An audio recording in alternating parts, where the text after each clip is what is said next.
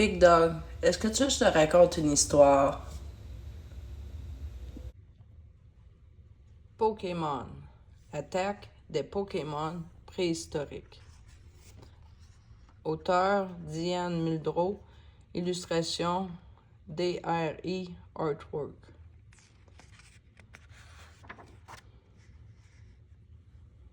Un jour, Misty, Ash et Brock se rendent dans la superbe canyon Grandpa. Ils sont sur le point de découvrir que ce paysage naturel unique renferme un secret millénaire. Mais nos amis ne sont pas seuls. Des centaines de personnes ont envahi le canyon. Je me demande ce que tous ces gens font ici, avec des pics et des pelles, s'interroge Ash. Il s'agit en fait d'une fouille, d'une chasse aux fossiles. Wow! S'exclame Ash. Regardez comme ils travaillent! Brock n'est pas impressionné. Tout le monde creuse, mais personne ne trouve rien, fait-il remarquer.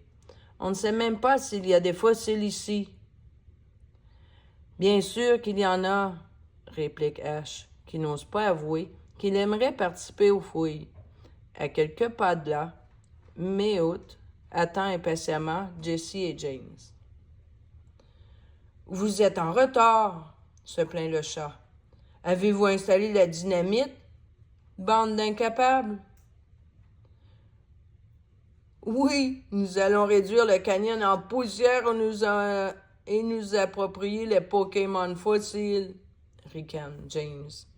Team Rocket aurait dû parler moins fort. Ash, Misty et Brock ont tout entendu de leur plan diabolique. C'est incroyable, s'indique Brock. Ils veulent faire sauter tout le canyon. Pikachu et moi allons les en empêcher, s'exclame Ash. Préviens vite les gens de se mettre à l'abri. Meowth allume la mèche qui mène à un énorme baril de poudre. Bientôt, tous les Pokémon fossiles seront à nous, s'écrie le vilain chat. Ash et Pikachu courent vers Team Rocket. Que personne ne bouge, ordonne Ash. Encore ces casse-pieds, s'exclame James. Toujours à vouloir faire échouer nos plans, ajoute Jessie. Mais cette fois, c'est trop tard, miaule Meowth. La mèche est déjà allumée. Ash sait que c'est le moment ou jamais. Il faut les arrêter, dit-il en prenant une balle pokée. Squirtle, commande-t-il. Je t'ai choisi. Il n'y a pas de minute à perdre. Éteins la mèche. Tu peux y arriver, Squirtle, l'encourage Ash, pendant que son Pokémon tente d'arroser la flamme. Mais Team Rocket n'abandonne pas la partie si facilement. Arbok, va! Crie Jessie. Weezing entretient la flamme, ordonne James. Team Rocket, Weezing et Arbok poursuivent Ash et Squirtle dans le canyon. Quelqu'un trébuche et fait tomber toute la bande qui roule pêle-mêle et de plus en plus vite vers le fond du canyon. Juste comme il s'arrête, la flamme atteint le baril de poudre et kaboum! Il tombe dans le gros trou créé par l'explosion et atterrisse avec un bruit sourd. Où sommes-nous? S'interroge James, tandis que les autres regardent l'endroit étrange où il se trouve. C'est une caverne, s'exclame Meowth. La dynamite a percé un trou et nous sommes tombés dedans. Nous voilà probablement ensevelis sous la croûte terrestre. Si tu n'avais pas essayé d'éteindre la mèche, on ne serait pas ici, dit Jessie, accusatrice. Minute, réplique Ash. C'est vous les bandits qui avez installé la dynamite. À cet instant, Meowth fait remarquer que le trou par lequel ils sont tombés s'est refermé. Choupi, murmure Pikachu. Le groupe se retourne et voit de nombreux yeux rouges qui brillent dans le noir. Lentement, des créatures primitives, à l'allure féroce, sortent de l'ombre. Ash, qui veut en savoir plus, consulte en tremblant son Pokédex.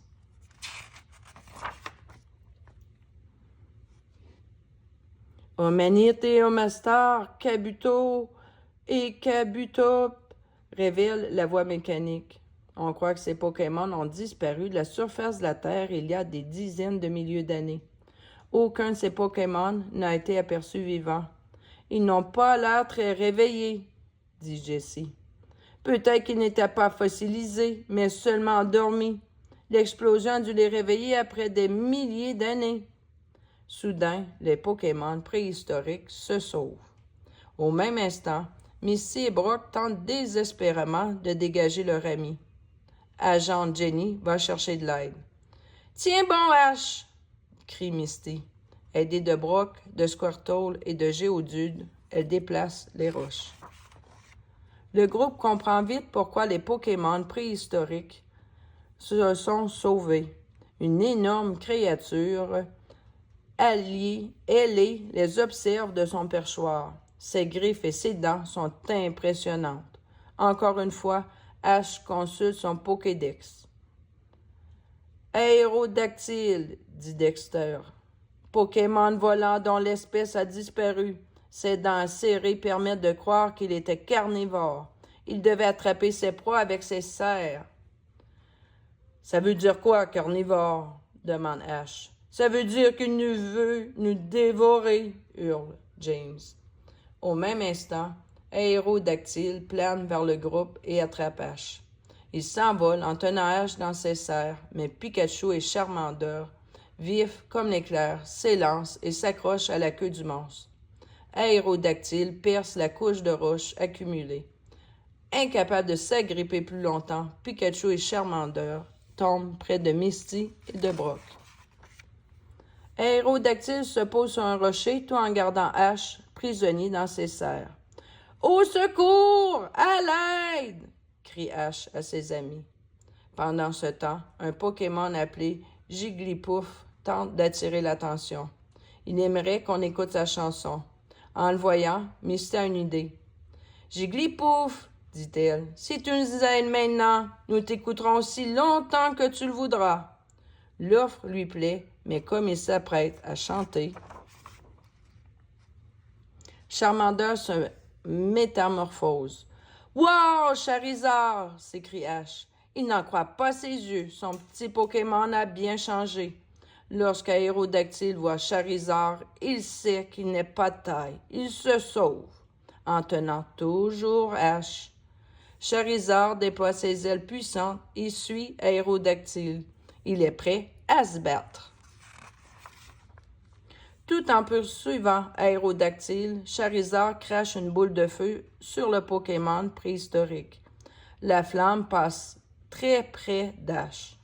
Pendant la bataille, Misty se tourne vers Jigglypuff et lui dit « S'il te plaît, chante-nous ta berceuse. » Jigglypuff commence sa berceuse hypnotique et tout le monde, Aérodactyle y compris, se sent fatigué. Aérodactyle bâille et tombe à moitié endormi dans les airs. Ses serres lâchent prise et Ash tombe. Charizard réussit à l'attraper et le dépose doucement sur le sol, tout près d'un drôle d'objet. Pendant ce temps, Aérodactyle replonge dans la caverne et atterrit avec fracas. Team Rocket est toujours là et espère ne pas devenir une espèce éteinte. Toutes les personnes venues faire des fouilles se réveillent et se demandent si elles n'ont pas rêvé. Jigglypuff et Charizard ont vraiment fait du bon boulot, déclare Ash à ses amis en quittant le canyon. Ils emportent avec eux un souvenir de leur aventure, l'œuf mystérieux. Que contient-il? L'avenir nous le dira.